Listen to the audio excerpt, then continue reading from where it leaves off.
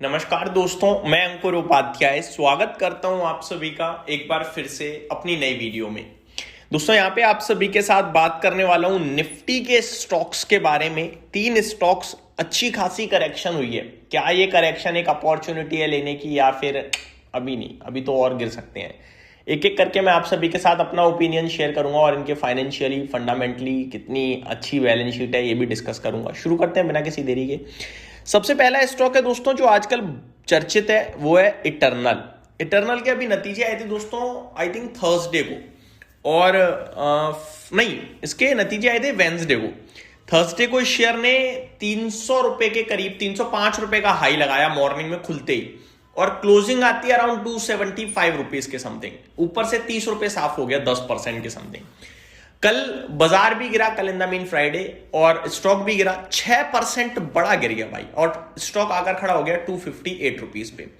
मैंने रिजल्ट्स वाले दिन भी आपके साथ कहा था कि इसके नंबर्स आपको अच्छे लगेंगे, बट एक्सपेक्टेड थे कि अच्छे नंबर्स आने हैं, तो क्या अच्छे। दूसरी बात, कंपनी के मैनेजमेंट को लेकर जो चेंजेस थे, जैसे कि दीपेंद्र गोयल साहब जिन्होंने इस कंपनी को ढूंढा, निकाला, बनाया, बढ़ाया, उन्होंने कहा कि अब मैं अपने पद से रेजिग्नेशन देता हूं, कुछ और अपॉर्चुनिटीज तलाशूंगा, थोड़ी रिस्की टाइप। अब इतनी बड़ी पब्लिक कंपनी में तो मैं रिस्क ले नहीं सकता, तो ये मैं छोड़ के जा रहा हूं। बाकी कंपनी के साथ मैं जुड़ा रहूंगा क्योंकि मैंने अपनी आधी जिंदगी इस कंपनी को दी है, मैंने बनाया है, बहुत लगाव है मेरा, ये सब चीज इमोशनल टाइप।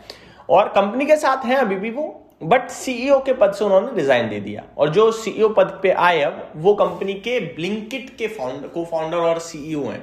तो इस समय देखा जाए तो फूड जोमेटो से ज्यादा ब्लिंकिट की वैल्यू है, तो उसके जो सीईओ है वो पूरी कंपनी के सीईओ बन गए, तो कंपनी के लिए तो कुछ नेगेटिव नहीं था इसमें। लेकिन मार्केट इसको कैसे रिएक्ट करेगा ये मुझे देखना था। मार्केट ने गैप अप ओपनिंग दी, लेकिन वहां से गिर गया शेयर।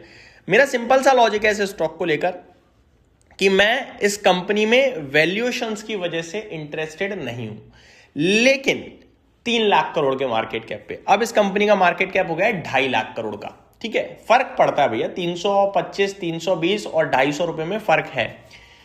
धीरे धीरे ये स्टॉक एक्यूमुलेशन वाला बनेगा। अब मेरे हिसाब से ये स्टॉक 245 तक नीचे आना चाहिए था, जो मैंने 270-75 पे आपके साथ कहा था कि वहां तक जा सकता है। अब बाजार की गिरावट में थोड़ा और सहारा मिल गया गिरावट को, तो और नीचे चला गया।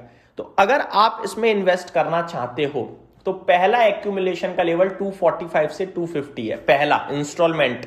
दूसरी इंस्टॉलमेंट 220 अगर मिल जाए नीचे तो, वरना नहीं मिला तो नहीं मिला। मुश्किल है क्योंकि इसमें ना बहुत सारे इंस्टीट्यूशनल फंड्स इंटरेस्टेड रहते हैं, वो खरीद लेते हैं इस कंपनी को।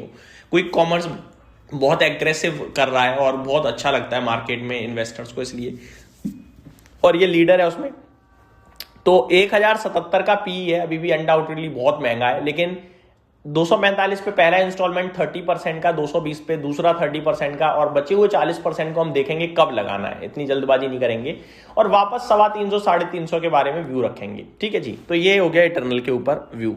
मैं नेगेटिव रहता हूं, लेकिन 325 तक की मैं बात कर रहा हूं, 245 से, जो मेरे को लगता है और डेफिनेटली अचीवेबल है। दूसरा स्टॉक है दोस्तों जो थोड़ा सा प्रॉब्लम दे रहा है इस समय निफ्टी में, वो है जियो फाइनेंशियल सर्विसेज। इसमें बड़ी गिरावट आई है, 253 हो गया ये घटते घटते, ऊपर 400 रुपए का हाई है। वन ऑफ माय फेवरेट रहा है, 800, 1600, 8000 के पीई पे था जब ये लिस्ट हुआ था, तब मैंने कहा था कि ये तो फिजूल के वैल्यूएशन है, ये सस्ता हो जाएगा, निश्चिंत रहिए। अभी 100 का पीई है, लेकिन टेक्निकली ना काफी ज्यादा ब्रेकडाउन टाइप सिचुएशन लग रही है टेक्निकली मुझे, और मेरा मानना ये है कि ये हो सकता है थोड़ा और नीचे गिरे, और मेरे को लगता है स्टॉक पॉसिबल है कि आपको 220 की रेंज में मिल सकता है ये, अगर वहां आ जाए गोल्डन अपॉर्चुनिटी समझ के इसमें इन्वेस्ट करना। ठीक है, जिनके पास है वो बने रहे। 220 पे मस्ट एक्यूमुलेशन है, और यहां से 230 या 240 से आप इसको खरीदना ऐसे भी शुरू कीजिए। ये मेरे को बहुत अपॉर्चुनिटी लगती है इसमें, और मेरे को बहुत अच्छी कंपनी लगती है। 1,60,000 करोड़ का मार्केट कैप है, 1-1.5 साल हो गई कंपनी को, लिस्टिंग के आसपास ही ट्रेड कर रहा है, कुछ खास 160 रुपए की लिस्टिंग थी जहां तक मुझे याद आ रहा है, और नहीं 160 की नहीं थी, 260 की थी। ठीक है, 200 तक तो नीचे आया था, ये 160 की लिस्टिंग थी, 260 की लिस्टिंग थी, तो वहीं के वहीं घूम रहा है, कुछ नहीं करा है, लेकिन कंपनी बेहतरीन है और अब वैल्यूएशन रीजनेबल हो गए हैं। प्रॉफिट वहीं पे आके रुक गया है, एक साथ बूम करेगा, निश्चिंत रहिए। कंपनी हर एक सेगमेंट में अपने पैर फैला रही है, धीरे धीरे आपको नंबर्स भी दिखेंगे। तो मैं पॉजिटिव हूं और मेरा दोबारा व्यू है 400 रुपए तक का। तो जितनी डिप दे उतना आपके लिए अच्छा है। तीसरा स्टॉक है दोस्तों सिप्ला। नंबर्स आए खराब लगे बाजार को, थे भी खराब, बेहद खराब थे, मतलब बहुत ही ज्यादा वर्स्ट नंबर टाइप सिचुएशन बना दी। सिप्ला से एक्सपेक्टेड नहीं था, लेकिन इतने खराब नतीजों के बावजूद भी मेरे को लगता है ये स्टॉक अभी बहुत सस्ता है, बहुत बड़ी अपॉर्चुनिटी क्रिएट कर रहा है। 1322 रुपए पे मुझे सिप्ला में खोने के लिए कुछ भी नहीं दिखता है दोस्तों। 1,06,000 करोड़ के मार्केट पे ग्लोबल प्रेजेंस रखने वाली कंपनी बिल्कुल भी खराब नहीं है, लीडर है एक तरीके से, फार्मा में दिग्गज है।